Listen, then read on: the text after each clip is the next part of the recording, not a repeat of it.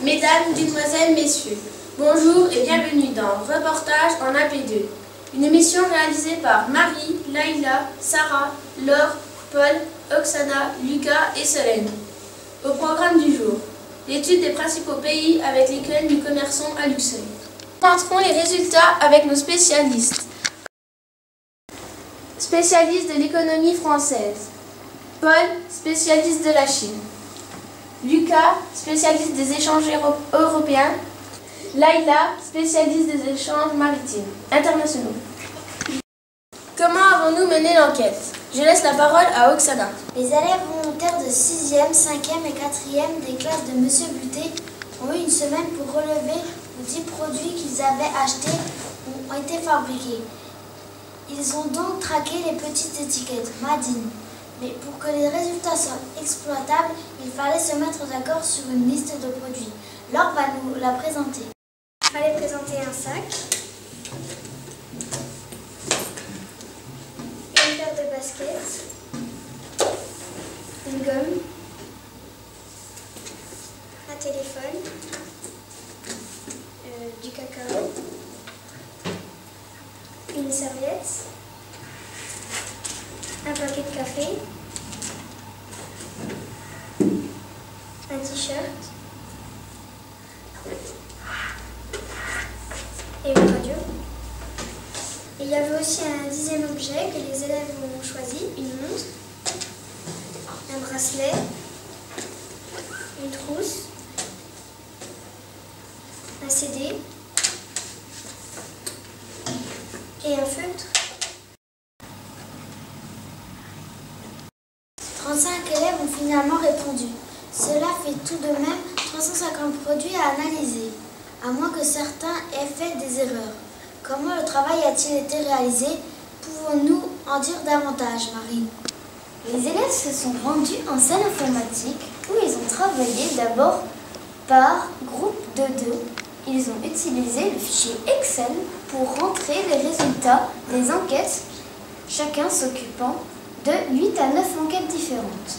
Ensuite, ils ont travaillé en groupe pour aboutir à un tableau général, comme le montrent les images qui vont être commentées par Sarah. Groupe 1, Chine, un t-shirt. Un t-shirt? Chine, Un t-shirt, ok. Chine, un t-shirt.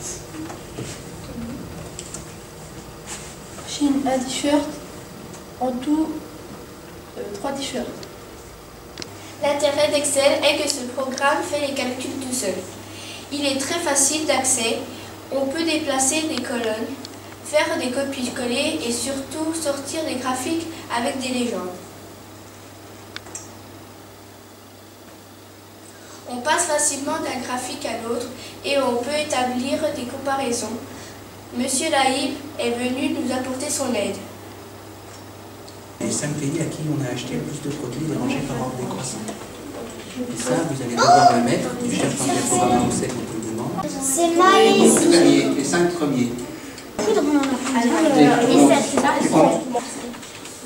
est le premier enregistré? Alors, que nous apprend cette enquête? Les produits que nous consommons viennent-ils de loin? D'autres continents? On parle de l'Asie ou de la toute-puissante américaine? Achetons-nous au contraire majoritairement français pour soutenir nos entreprises? Éclairez-nous, Lucas. 29 pays différents ont été cités dans l'enquête. 11 en Europe, 10 en Asie, 4 en Amérique, 3 en Afrique et aucun en Océanie. Quel est le classement? Qui s'en tire le mieux dans votre classement?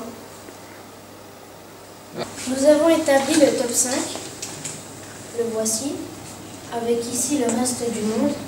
La Chine arrive en tête, avec 100 produits mentionnés. En deuxième, il y a la France, avec 58 produits. En troisième, il y a l'Allemagne, avec 15 produits. En quatrième, il y a Bangladesh, avec 12 produits. Et ensuite, il y a le Vietnam avec 11 produits. Si l'on étudie par continent. Alors, première constatation, la Chine à elle toute seule fait autant de produits que l'Europe. Deuxième constatation solennelle, l'Asie réunie représente les 2/3 des produits. Ensuite, il y a les plus petits, l'Amérique, l'Afrique, et on ne voit pas le sel. Peut-être peut-on demander des explications à notre spécialiste des échanges internationaux, Laïla. L'Asie est effectivement en grande croissance et ses produits à faible coût connaissent un grand succès, notamment en temps de crise. L'Afrique est en revanche un continent en retrait du commerce mondial pour l'instant, faute de moyens. Pourtant, l'Océanie est un continent plutôt riche et développé. Pourquoi n'apparaît-il pas ici? Tout dépend de ce qui est étudié aussi. Si l'enquête avait porté sur les djembés ou certains agrumes, l'Afrique serait apparue davantage. Si elle avait porté sur les machines-outils, l'Australie, 12e puissance mondiale, serait apparue également. L'enquête est menée en France, cela avantage un peu ce pays. Merci, mais il me reste quelques questions. D'où la Chine tient-elle son avantage? Vous, Paul, qui pouvez nous en dire plus, je crois. Le graphique parle de lui-même. La Chine présente pour 8 des 10 produits étudiés avec une part importante des productions en textile et électrique. T-shirt, basket, cartable et la ferme. Les produits électroniques sont aussi nombreux. La radio et le téléphone. À quel point domine-t-elle? Mes chers collègues, la Chine est la première pour le basket, cartable, des gommes, des t-shirts, des téléphones, des serviettes et la radio. Marqué sur ce graphique, si c'est pas la Chine, reste d'Asie ici en bleu qui domine. Et l'Europe qui tenait la 2e position. Dans quel produit s'en sort-elle? Dites tout, Lucas. Je réserve 2 secteurs qui n'apparaissent pas du tout en Asie, comme le chocolat en poudre, ici, le café. Pour le reste, ils essayent de rivaliser dans l'électronique, comme le téléphone. La France pour finir. Vous en êtes chargée, Marie. On vous écoute.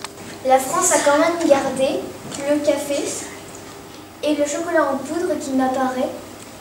Et majoritairement, les élèves ont choisi un 10e produit français. La France, par ailleurs, a les 10 produits.